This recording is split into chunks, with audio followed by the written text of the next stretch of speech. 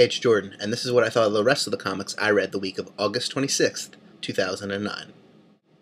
Now, I know that I said part 2 of the 26th would all be ongoings, however, I don't actually know if this is an ongoing or not. But it's 28 days later, issue number 1.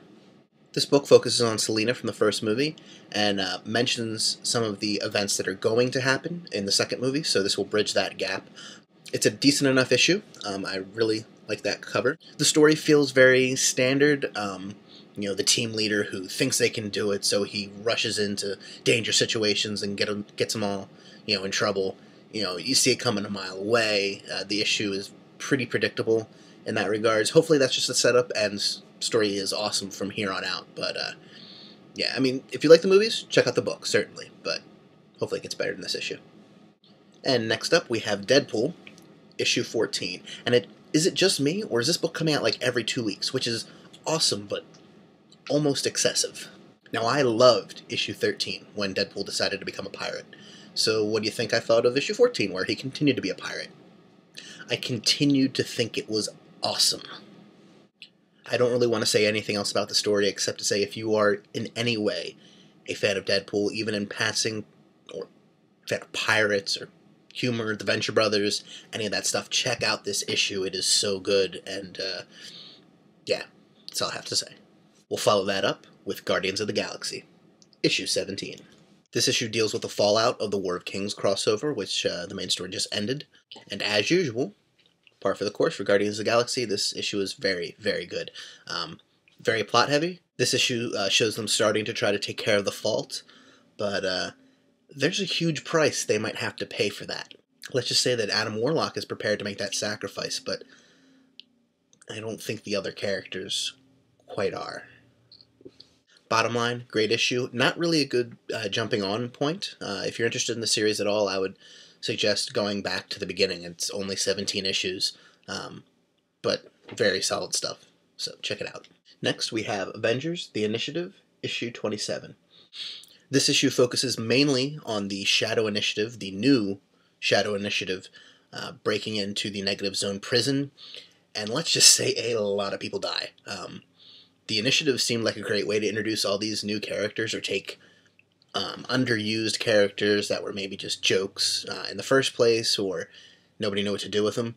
And the Initiative, since the beginning, has done a great job of fleshing them out, making them awesome, or at least interesting. I mean, they might be total idiots, but they're still interesting.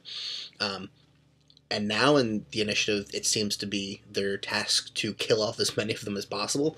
I mean, really, not a huge number of characters die in this book, but you can definitely see they're starting to whittle down the ranks a bit. But solid issue, as usual. Check out Avengers, The Initiative. And finally this week, we have Secret Warriors, issue 7. This is a brand new arc for the Secret Warriors, and I'd say it's a pretty good jumping on point.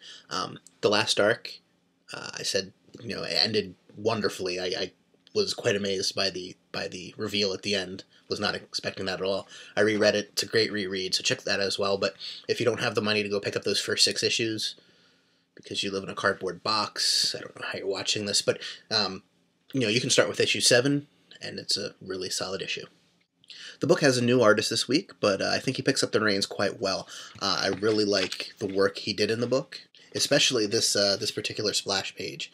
I mean, that is just some beautiful stuff. I like how he uses the blacks and the shadows quite to his advantage. Well, that's it for the comics I read the week of August 26th, 2009. But here's what I thought of the comics I read the week of September 2nd, 2009. And we'll start with All Hail Megatron, issue 14 of 12. Anyway, the comic is good, not great, although I do think I would like it more if I had a better breadth of knowledge when it comes to the classic Transformers universe. If you like the rest of the series, check it out. If you didn't, don't. It's that simple. We'll follow that up with Deadpool, issue 15. I loved the last 2 issues of Deadpool, and this one was still good, but not quite as great. The issue was actually quite introspective, which is very, very odd for a Deadpool comic. But Deadpool conversates with himself, death, a dead shark, Thanos, I think it was Thanos, and yeah, just generally thinks a lot about what he's done over the last few years, what he wants to do, and I like where the issue ends up. Be interested to see how it all works out for him, and I'll keep up with the series because it's a great book. And where would Deadpool be without Cable? And here we have Cable, issue 18. As you may or may not know, not a huge fan of where the Cable series has been going lately. It's been meandering through time, and meandering as I read it because the story moves like a broken train. With that said, I actually like where this issue ended up. It brought in some new but also old stuff. I don't want to give too much away, but the direction it could go in is very cool, and by the second half of the issue, it picked up quite a bit. Before I get to the last book of the week, I actually want to have a brief mention of a book I know almost nothing about except what I read in this issue number 1 of Sweet Tooth. If you can see the cover, that tells you a lot about the book. Basically, kid raised by his dad in the woods. There's no one else around. His dad tells him it's because there's been some type of war, most likely a nuclear war, and the children that have been born recently all look like that, only not necessarily with antlers, but they're like hybrids, I think they're called a couple times. His dad dies, presumably from some type of sickness related to the war. And then these hunters come and they want to kill the kid because he's a half-breed type thing, and the kid likes chocolate, hence the name Sweet Tooth. Weird book, but it was only $1, so that's one giant plus. If you have $1, you can buy this book, if you can find it, because I think this was like the last issue they had at my store, and I was there like 2 or 3 hours after the shipment came, so if you can find it, it's only $1. And it's interesting enough that I'll check out the second issue, most certainly. I don't know where it's going, really, but that's fine as long as when it gets there, I find it somewhat interesting. So, if you can, check out this book. And we'll end this jumbo-sized episode with Marvel Zombies Return 105. It's no secret, I love zombies, especially Marvel Zombies, even though not every Marvel Zombies series has been the strongest book out there, although the last couple, pretty darn good.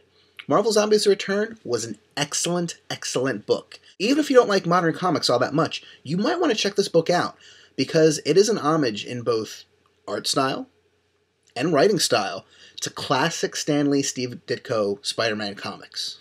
This issue focuses mostly on Zombie Spider-Man. Now back several Marvel Zombies series ago, I believe it was at the end of 2, spoilers for Marvel Zombies 2 if you haven't read it, but the remaining humans on planet Earth exiled the few Galactus zombies. Some of the zombies had eaten Galactus and gained his power by remaining zombies. Anyway, they sent them to another dimension. Or as it turns out, multiple dimensions. Or I should say alternate Earths. Anyway, so not only did Zombie Spider-Man go to another reality, he also went to another time. He went to the time of the late 60s, early 70s Amazing Spider-Man. In this issue, we revisit a bunch of classic storylines, classic villain art styles, even classic splash pages. If you've ever read a Spider-Man comic, you've probably seen them before, but never this chilling. I will say this, the book looks like it was drawn by Steve Ditko, or at least, Steve Ditko impersonator. It's that style. And the book reads like a classic Spider-Man tale. The tone and the gore level are very 2009. Don't get me wrong on that.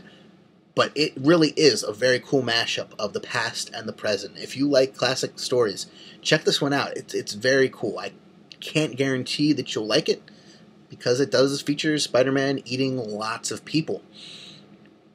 Very bloody ways, but very cool if you're a gorehound. Check this book out. Oh, and one final side note on the issue. The Watcher, Nuatu, who can see all these multiple dimensions, I knew there was more than one of his race, the Watchers, but is there only one Uatu who watches every single reality? Because if that's true, the ending of this book is really something. I mean, that is milestone in Marvel. I don't think we've ever seen what happens in the last page or two of this book happen before in all of Marvel history. So I'm very interested to see where the series goes from here, even if it doesn't focus on Spider-Man, even if it focuses on other heroes or other zombie heroes in different time periods. If this issue is any indication, this book is going to be amazing, so check it out. And I will see you next week, hopefully on time. See ya.